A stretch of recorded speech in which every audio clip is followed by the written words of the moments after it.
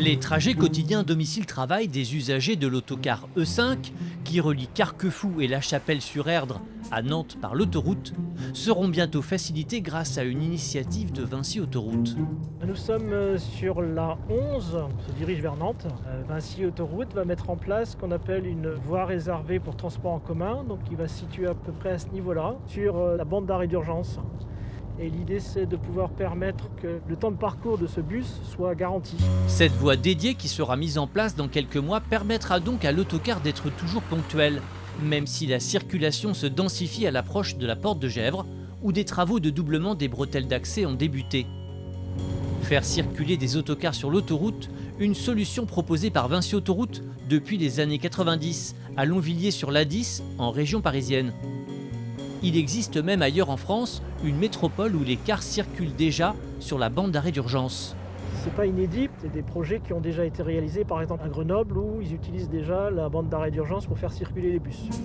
À Grenoble, en cas d'embouteillage aux heures de pointe, quand les véhicules sont quasiment à l'arrêt, l'autocar qui circule sur la bande d'arrêt d'urgence ne subit lui aucun retard.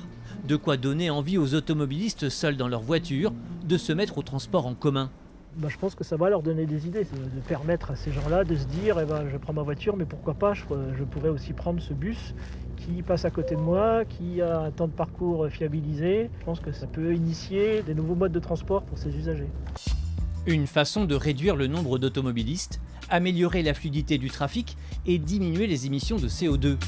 Dans cette même logique, Vinci Autoroute va également aménager 2 nouvelles pistes cyclables, dont une ici à La Chapelle-sur-Erdre. Nous avons prévu également de mettre en place ce qu'on appelle ici à Nantes Métropole un chaussée doux. Vous imaginez un marquage spécifique de part et d'autre de la voie qui va donner la priorité au vélo. Et l'idée de cet itinéraire, c'est de donner la possibilité à des modes doux, à des cyclistes, de se rendre de La Chapelle-sur-Erdre jusqu'à Nantes. Vinci Autoroute entend donc favoriser la circulation à vélo en leur créant un parcours dédié. Et si, comme le bus, le vélo pouvait séduire plus de monde? Cela pourrait rendre cette période moins difficile à vivre pour tous ceux qui se déplacent pour se rendre à leur travail. L'intérêt de le faire pendant les travaux, c'est de montrer qu'il y a des possibilités alternatives à l'utilisation de sa voiture. Ça va peut-être enclencher des nouvelles habitudes et des nouveaux modes de déplacement qui vont pouvoir satisfaire les usagers qui actuellement prennent leur véhicule.